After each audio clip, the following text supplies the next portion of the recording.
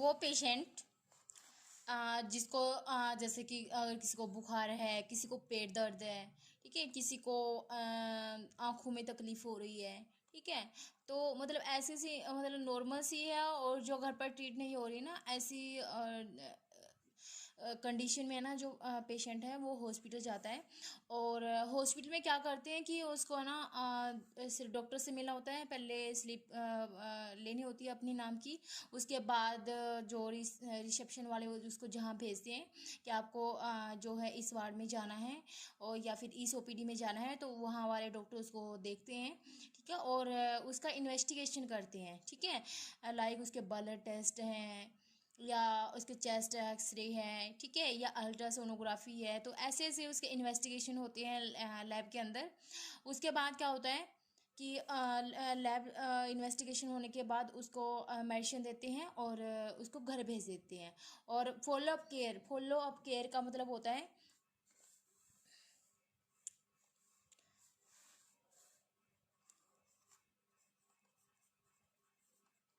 Follow up care, यानी कि एक बार जैसे दवाई दे देते हैं तो कहते हैं ना कि आप 4 दिन बाद आना या 1 हफ्ते बाद आना या 10 दिन बाद आना, उसको फॉलो अप केयर बोलते हैं, ठीक है, और फॉलो अप के लिए बुलाता है। तो ओपीडी में कौन से पेशेंट आते हैं जो नॉर्मली अपनी कोई ना कोई दिक्कत लेकर आते हैं और उस दिक्कत से मतलब डॉक्टर उसको देखता है, उसको मेडिसिन इन्वेस्टिगेशन करवा के उसकी मेडिसिन लिखकर और उसको घर भेज देता है और फॉलो अप केयर के लिए बुलाता है। तो वो होता है आउट पेशेंट केयर, ठीक है। तो नेक्स्ट है इंट्रोडक्शन। तो इंट्रोडक्शन क्या होता है कि medical service provide by medical professionals. जो मेडिकल सर्विस है वो किसके द्वारा प्रोवाइड की जाती है? मेडिकल प्रोफेशनल के द्वारा प्रोवाइड की जाती है। Two for 2 members of a community for routine health checkup is outpatient care। और किसको दी जाती है? जो कम्युनिटी में जो रूटीन हेल्थ चेकअप के लिए आते हैं, ठीक है, तो आउट पेशेंट केयर किसको बोलते हैं? यानी कि जो medical services provide by medical professionals और 2 members ऑफ ए कम्युनिटी के मेंबर्स को जो है रूटीन में जो हेल्थ चेकअप किया जाता है उसको आउट पेशेंट केयर बोलते हैं। These are the services that do not require hospital stay for a patient.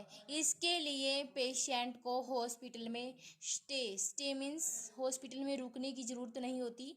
मतलब पेशेंट जो है वहाँ पर नाइट नहीं करता, ठीक है, मतलब नाइट में नहीं रहता, सिर्फ वो डे में ही आता है और अपनी जांच करवा के चला जाता है।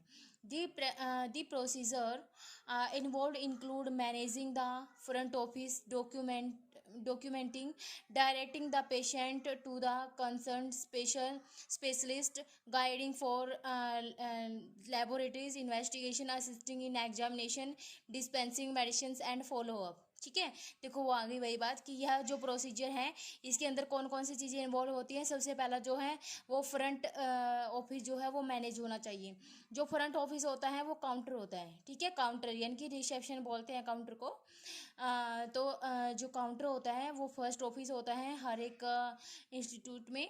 तो वह जो है फ्रंट ऑफिस है वो मैनेज होना चाहिए, ठीक है। डॉक्यूमेंट होनी मतलब डॉक्यूमेंट कौन सा पेशेंट आया, उसकी एज कितनी है, उसका आधार नंबर कितना है, उसका एड्रेस कितना है, तो डॉक्यूमेंटिंग होनी चाहिए। और directing the patient to the concern specialist, और उसको किससे मिलवाया जाता है?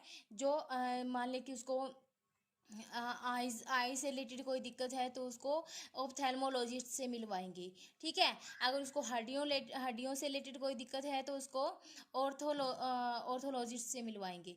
तो ये उससे कंसर्न स्पेशलिस्ट से उसको मिलवाएंगे और उसके लैब इन्वेस्टिगेशन करवाएंगे, असिस्टिंग इन एग्जामिनेशन और डिस्पेंसिंग। उसके बाद डिस्पेंसरी मतलब जहाँ पर मेडिसिन मिलती है उसको मेडिसिन देंगे और फॉलो अप केयर के लिए बुलाएंगे, ठीक है। माने 4 दिन के मेडिसिन दे दी तो 4 दिन बाद उसको फॉलो अप केयर के लिए बुलाएंगे। तो नेक्स्ट है role and function of medical receptionist. अब जो है रिसेप्शन का जो हमारा टॉपिक है वो चला हुआ है, ठीक है। तो मतलब आप सोच लीजिए कि एक जीडीए है वो उसको रिसेप्शन का काम दिया गया है, ठीक है, मतलब वो एक रिसेप्शनिस्ट के तौर पर जो है काम कर रहा है। तो a general duty assistant may be required to serve as a medical receptionist Therefore, he must be trained in medical terminology, application of software and office procedure. यानी कि जो GDA है वो क्या होना चाहिए, उसको मेडिकल रिसेप्शन, मान ली कि वो मेडिकल रिसेप्शनिस्ट है। एक तो जैसे मतलब दुकान वाले को दुकानदार बोलते हैं, तो ऐसे ही रिसेप्शन पर जो बैठता है उसको रिसेप्शनिस्ट बोलते हैं। ओके। और मेडिकल इसलिए आगे लगाया है क्योंकि रिसेप्शन हर जगह होता है, हर मतलब शॉप पर जो है रिसेप्शन या काउंटर होता है, ठीक है। तो बड़े बड़े मॉल वगैरह, तो जैसे कि आप जानते होंगे, तो मेडिकल यानी कि जो हॉस्पिटल में होता है वो मेडिकल रिसेप्शन होता है, तो मेडिकल रिसेप्शनिस्ट बोलते हैं उसको।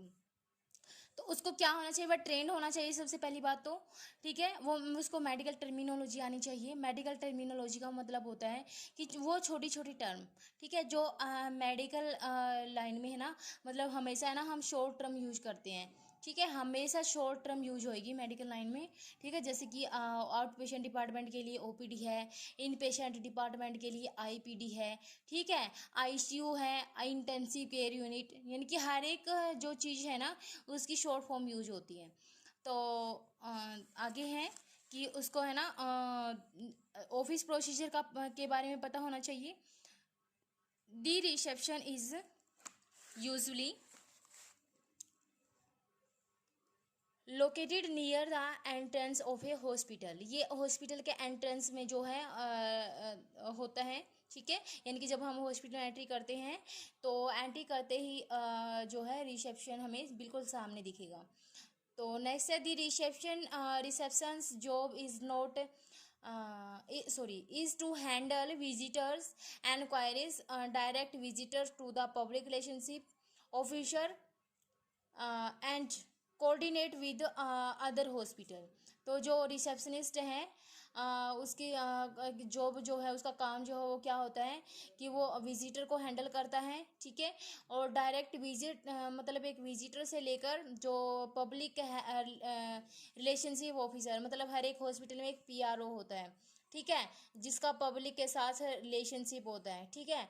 मतलब उसका जो है उसकी हॉस्पिटल की एडवर्टाइजमेंट करना, हॉस्पिटल के बारे में बताना, लोगों से पूछताछ करना, मतलब उनको अवेयर करना अपने हॉस्पिटल की जितनी भी गतिविधियां हैं उनके रिगार्डिंग, ठीक है। तो ये PRO का काम होता है। पूछते हैं ना कि अगर किसी ने कोई जॉब वगैरह लगनी है, ठीक है, तो कहते हैं कि मेरे को ना हॉस्पिटल के PRO से मिलना है, ठीक है। तो हॉस्पिटल का PRO आपको बताएगा कि हमारे यहाँ पर पोस्ट वैकेंट है या नहीं है, ठीक है।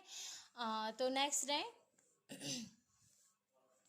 यानी कि विजिटर से लेकर PRO तक और coordinator with other hospital, coordinator with other hospital staff, यानी कि सबके साथ जो है कोऑर्डिनेटर रखना है रिसेप्शनिस्ट ने।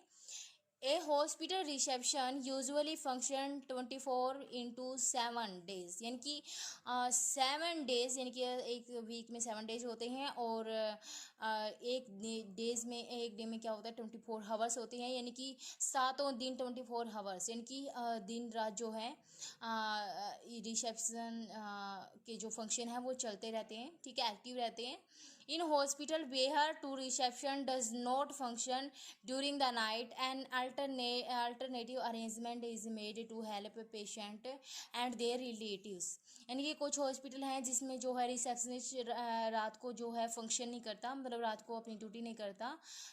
ड्यूटी क्या मतलब उसकी जो है शिफ्टिंग नहीं होती, ठीक है, मतलब डे में ही उसको ड्यूटी करनी होती है। तो उसका कोई भी अल्टरनेटिव जो है वो रिसेप्शन को संभालता है, ठीक है। यानी कि वहाँ पर खाली नहीं छोड़ते रिसेप्शन को, तो वहाँ पर कोई ना कोई बैठा रहता है ताकि जो रिकॉर्ड रिपोर्ट या डॉक्यूमेंटिंग है वो उसका जो सारा काम है वो टाइमली किया जा सके।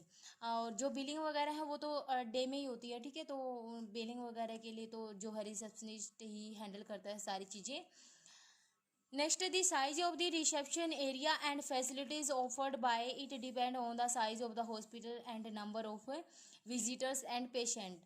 तो जो रिसेप्शन का एरिया है वो किसके ऊपर डिपेंड करता है, वो हॉस्पिटल के साइज़ के ऊपर डिपेंड करता है, और कितने विजिटर या कितने पेशेंट वहाँ पर आते हैं इसके ऊपर डिपेंड करता है।